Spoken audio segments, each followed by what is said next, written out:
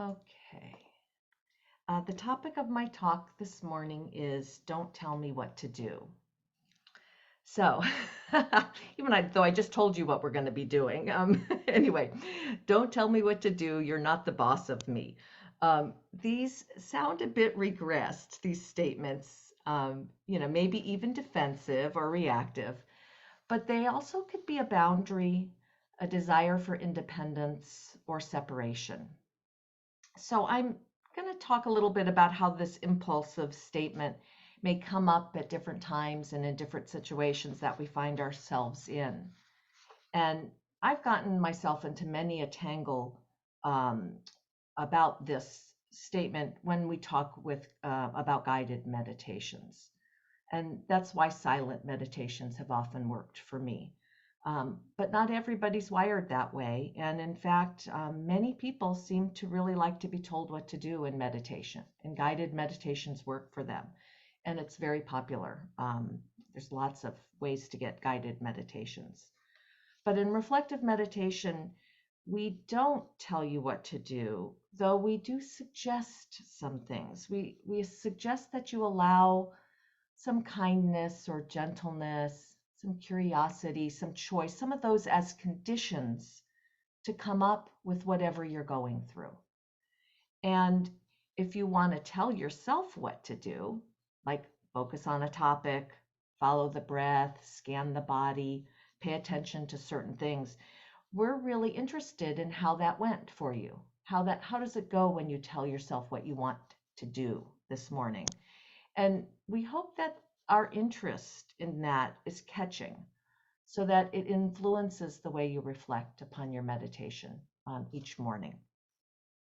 Um, and I often wonder, why do I not mind being told what to do with some things, but not with others? And Nelly and I often ponder this. We talk about this a lot with us teaching a receptive practice and not so strongly a guided or directed practice. But when I line dance, I love being told what to do. I love being shown the steps. I love to be told, more detail, more ways, just like tell me, tell me, tell me.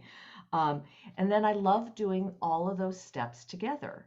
And I feel in union with others. And it's very energizing. And we all do the steps a little bit differently. Sometimes we bump into each other and we turn the wrong way. Sometimes it's irritating, sometimes it's fun when we hitch, kick, and turn. Um, Sometimes it hurts, but it's not really a contact sport, line dancing. But maybe this is one way that I'm making a distinction. It's where I split kind of body mind. And maybe it's about thinking. Like, don't tell me what to think. Let me develop my own thinking.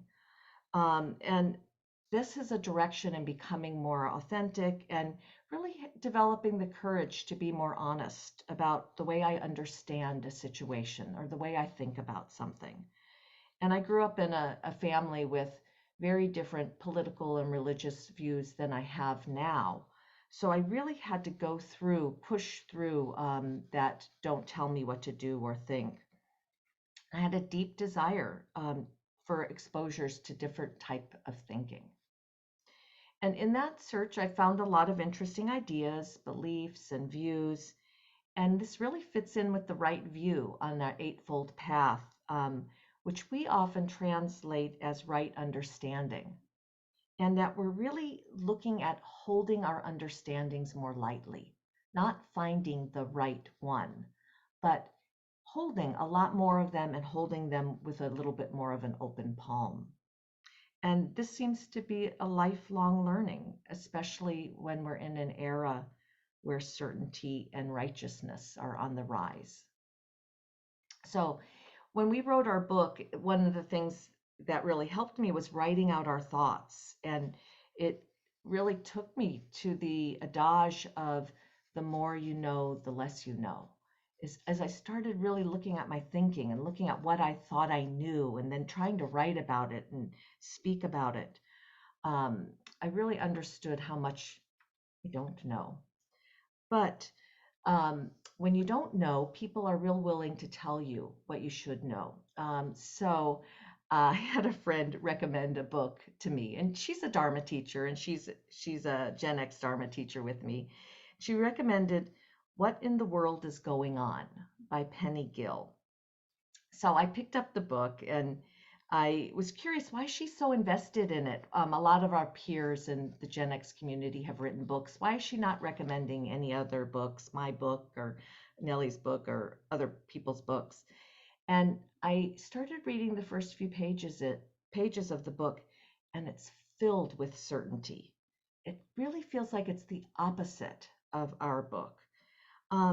But it makes me curious. I'm really now interested in this. So I keep reading it and I want to see where it leads and where will certainty be helpful at times and where may it be the appropriate view.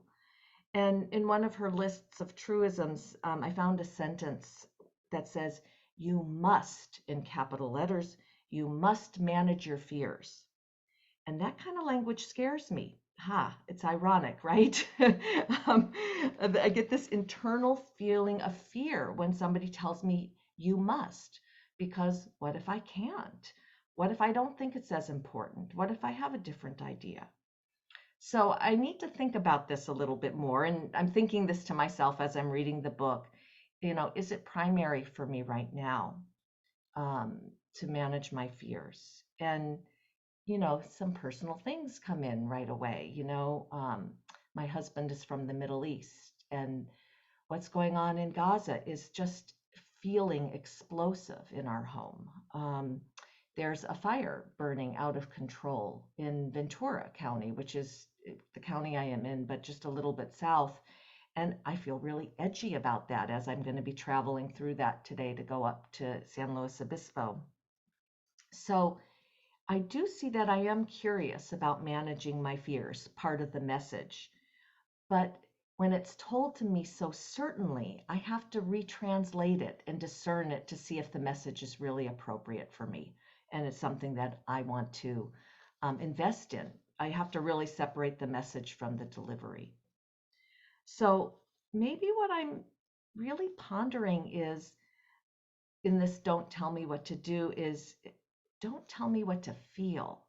So that's where I went this morning, because what I do and think is so affected by what I feel. And feelings like anger and joy and sadness, they're talked about as patterns or habits within Buddhist philosophy. And the feeling tone of a situation, of it being pleasant or unpleasant or neutral, is talked about differently. But I'm kind of lumping everything together because feeling can be very strong and it can be very evocative and very ethereal. But they do arise with my thinking and my actions. Feelings are a big part of the situation. And there's often been a fantasy that I could just change my feelings with some understanding or with a slogan or with, some logic. That doesn't seem to work too well with feelings. So I'm getting ready to end my talk, and I don't have an uplifting message to give you or to tie this with a bow. And it makes me feel a little bit bad. But when I was writing it, I just thought, oh, but I'm being true to my path this morning. I'm not telling you what to do. I'm not telling you what to think. And I'm not telling you what to feel. So, the end. We will sit together for 20 minutes